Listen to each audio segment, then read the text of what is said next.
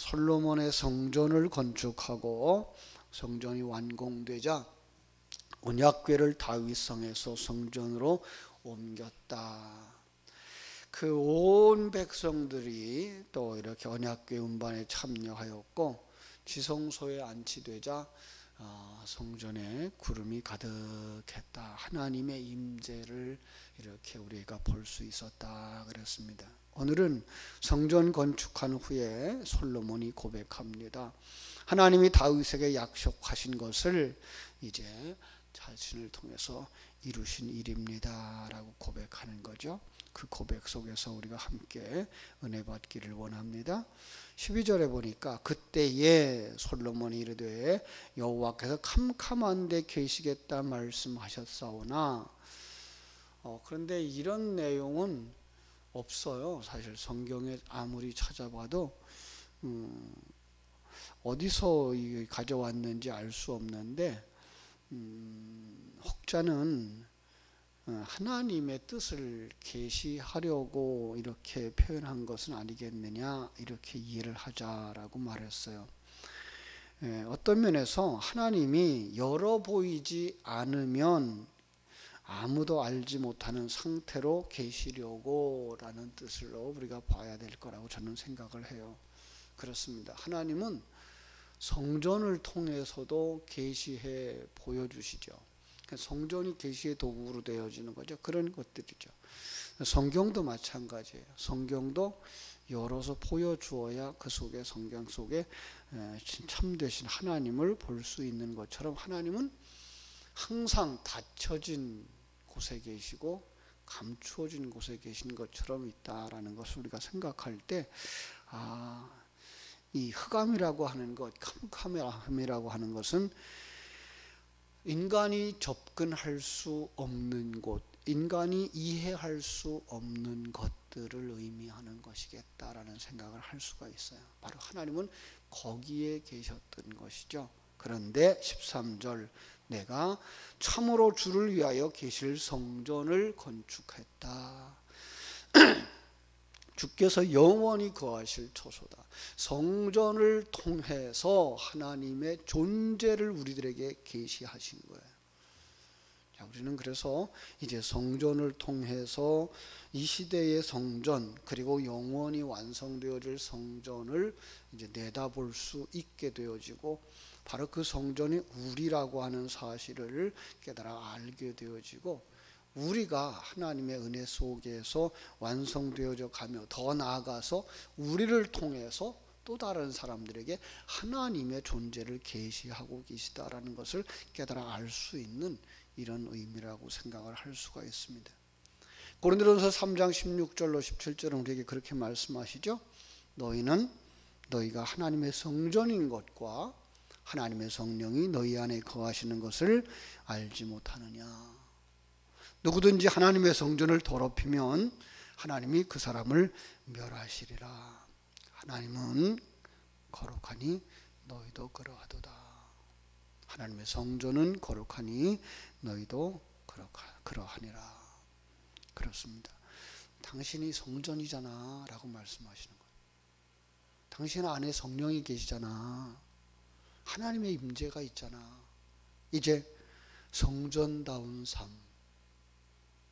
하나님의 임재를 누리는 삶, 하나님과 죄인이었던 인간이 너를 통해서 만나게 하는 그 삶을 살아야지 라고 오늘 우리들에게 계시하고 계시다고 볼 수가 있는 것입니다. 결국 성전이든 성막이든 그것을 하나님의 처소로 삼는 분은 하나님이시지 인간이 아니라고 하는 사실을 또 우리가 알 수가 있어요. 왜요? 하나님이 계시의 도구를 하나님이 찾고 계신 거고 하나님이 사용하시는 것이죠. 따라서 오늘 이렇게 1절과 12절과 13절 속에서 우리가 볼 수 있는 건 정말로 그 하나님을 감히 모실 수 없었던 인간이 하나님을 모실 수 있었던 것에 대한 감사함, 기쁨, 그 표현이다라고 보실 수가 있는 거죠. 그렇습니다. 이 성전을 하나님이 연락하셨으니 감사합니다. 하나님이 여기에 임재하셨으니 감사합니다. 그리고 하나님이 자기 백성 가운데 거하심을 감사합니다 라고 고백하는 거죠. 이 새벽에 우리가 거기까지 갔으면 좋겠습니다. 나를 성전 삼아주신 하나님께 감사합니다. 내 안에 오셔서 함께 하심을 감사합니다. 이제 나로 하여금 하나님의 자녀 삼아주셨고 그리스도의 신부 삼아주셨고 성전으로 삼아주셨으니 감사합니다 라는 고백이 있을 때 우리 뭐 할 수 있죠? 14절처럼 솔로몬과 같이 할 수가 있을 거예요. 14절 보면 얼굴을 돌이켜 이스라엘의 온 회중을 위하여 축복하니 그때에 이스라엘의 온 회중이 서 있더라. 서 있더라라는 말 아주 중요하다 그랬죠. 안진뱅이가 일어서는 것, 그렇죠? 축복이라고 하는 건 우리가 정말 제사장만 할 수 있는 걸로 알고 있는 그런 경우가 있는데 아니요. 지금 제사장, 선지자, 왕이 다 하나님을 상징하고 있는 분들이기 때문에 모두 다 축복할 수가 있는 것이죠. 그리고 우리에게는 왕이신 하나님이 우리를 축복하는 것이고 이제 이 세상의 왕처럼 살아가는 하나님의 백성들이 이제 아직도 거기에 미치지 못한 이들을 축복할 수 있는 것이죠. 그렇습니다. 15절부터 이제 하나님이 그 택하심, 다윗의 열망 우리에게 이렇게 보여주는데요. 15절 왕이 이르되 이스라엘의 하나님 여호와를 송축할지로다. 여호와께서 그의 입으로 내 아버지 다윗에게 말씀하신 것을 이제 그의 손으로 이루셨도다. 예. 선지자 나단을 통해서 다윗에게 주셨던 하나님의 약속을 기억나게 하는 부분이죠. 사무엘하 7장에 나왔던 부분인데 참 아들 솔로몬을 세워서 다윗의 그 왕위를 이어가게 하겠다라고 했던 것, 나라를 견고하게 하겠다고 했던 것, 성전을 건축하게 하겠다라고 했던 약속이 바로 그 다윗의 언약 속에 있었던 약속. 이 새벽에도 우리가 기도할 때에 이 언약을 붙잡고 기도했으면 좋겠습니다.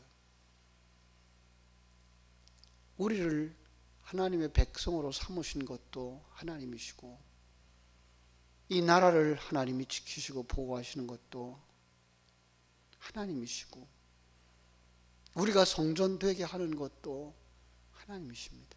더 나아가서 이 나라의 대통령을 세우신 이도 하나님이시고 이 나라를 지키시고 보호하시고 견고하게 하시는 것도 하나님이시고 이 땅의 교회를 교회되게 하시는 것도 하나님입니다. 하나님, 이 나라가 하나님이 기뻐하는 나라가 되게 하여 주옵소서. 다윗에게 약속하신 것처럼 이 나라를 견고하게 세워 주시옵소서. 하나님께서 세우신 나라의 대통령을 붙들어 주시고 정말 하나님이 쓰시기에 합당한 하나님의 뜻을 구현하는 그런 정치적인 지도자가 되게 하여 주옵소서. 이 땅의 교회들이 교회로서의 역할을 회복하고 정말로 구원의 복음을 전하며 하늘나라의 소망을 가지게 하시고 성도들을 하나님의 백성으로 그리스도의 신부로 성전으로 변화되어져 가는 그 과정을 돕는 말씀을 가르치고 교훈하고 인도해 갈 수 있는 그런 교회가 되게 해 주옵소서. 기도했으면 좋겠습니다. 16절입니다. 내가 내 백성 이스라엘을 애굽에서 인도하여 낸 날부터 내 이름을 둘만한 집을 건축하기 위하여 이스라엘 모든 지파 가운데서 아무 성읍도 택하지 아니하고 다만 다윗을 택하여 내 백성 이스라엘 다스리게 하였노라. 자, 내 이름을 둘만한 집을 건축하기 위하여 어떤 성읍도 택하지 아니하고 다윗을 택하였다. 그럼 무슨 얘기예요? 다윗에게 내 이름을 두었다라는 말이 되죠. 내 이름을 둘 만한 곳. 내 이름이 뭐예요? 이름. 이것은 그분의 본성이고요. 그분의 성품이고요. 더 나아가서는 그분 자체죠. 그러니까 성전에 하나님의 이름을 둔다는 것은 하나님 자신이 임재하신다는 것을 의미하는 거예요. 근데 그걸 찾지 못했다라는 생각을 할 때에 신약 성경에 와서 여우도 굴이 있고 공중에 새도 거처가 있대 인자는 머리 둘 곳이 없다 하셨던 말씀 생각나죠. 왜 머리 둘 곳이 없었죠? 자기들이 다 머리가 되어져 있으니까. 예수님이 머물 곳이 없고 거처가 없었다는 그 얘기가 아니고 주님은 이 땅에 우리의 머리가 되시기 위해서 오신 거예요. 그런데 이 땅에 다 머리가 있어요. 언제 그 머리가 잘라지죠? 예수님이 오셔서, 그죠? 성령으로 임재하셔서 네가 머리가 아니고 예수 그리스도가 머리야 라고 말해주실 때 그분을 머리로 모셔드리는 그 사람들 속에 주님은 머리로 계시는 것이듯이 이 땅에 없었다는 거죠. 그래서 하나님은 다윗을, 그죠? 임재의 장소로 삼았다. 다윗이라는 거죠. 오늘도 하나님은 이 땅에 어떤 장소를 택하는 것이 아니라 바로 하나님의 백성들, 성도들 가운데 임재하시는 분인 것이죠. 더 나아가서 이 말은 자신을 비롯한 백성들이 하나님의 성전을 가지고 있다고 하는 것, 하나님을 믿는다는 것 때문에 교만하지 않도록, 자고하지 않도록 경계를 하고 있는 것이고요. 하나님의 크신 위엄과 주권 앞에서 전적으로 순종할 것을 요구하고 있는 것이고요. 그리고 하나님의 은총을, 하나님의 은혜를 감사하고 찬양하는 자로 살기를 원하시는 말씀이라고 생각을 합니다. 17절 다윗이 이렇게 말합니다. 17절 내 아버지 다윗이 이스라엘 하나님 여호와의 이름을 위하여 성전을 건축할 마음이 있었습니다. 예. 그러나 그는 그 성전을 건축하지 못했습니다. 왜 그랬죠? 여기에 다윗의 역할이 있고 솔로몬의 역할이 있었던 거예요. 예. 마치 출애굽하는 이스라엘 백성들 속에 모세의 역할이 있고 다윗을 이어서 이스라엘을 이끌고 가나안에 들어갔던 여호수아의 역할이 있었던 것과 같은 거죠. 예수의 역할이 있고 그리스도의 역할이 있는 거예요. 예수님은 이 땅에 이것이 하나님의 백성이야, 이것이 메시아야 라고 메시아의 모형으로 그리고 또 백성들의 모범으로 이 땅에 계시하시러 오셨죠. 그러니까 실제로 오늘 우리 속에 들어와서 우리를 성전으로 삼으시는 분은 바로 성자 하나님이시고요. 성령 하나님이시죠. 바로 이 부분이에요. 예수님이 그걸 간절히 원하시죠. 우리가 구원받기를 간절히 원하셨던 것 성경에 기록하는 그대로죠. 그것은 바로 보이지 아니하는 성자 하나님의 그 간절함, 성령 하나님의 일하심. 그래서 보혜사가 오면 내 것을 가지고 라고 말하죠. 그죠? 그걸 가지고 가르치겠다고 말씀하시죠. 예수 그리스도가 준비한, 다윗이 준비한 그것 가지고 성전을 짓듯이 예수 그리스도를 통해서 보여준 그 모든 것들을 그대로 가지고 우리 안에 적용시켜줘서 우리가 하나님의 성전 되게 하고 하나님의 아들이 되게 하고 그리스도의 신부가 되게 하시는 일을 하신다는 거죠. 그렇습니다. 그래서 20절에 이렇게 말하는 거죠. 이제 여호와께서 말씀하신 대로 이루시도다. 내가 여호와께서 말씀하신 대로 내 아버지 다윗을 이어서 일어나 이스라엘의 왕 위에 앉고 이스라엘의 하나님 여호와의 이름을 위하여 성전을 건축했다. 여기 이루다 라는 단어가 쿰이라는 단어예요. 쿰 그러면 생각나는 거 있죠.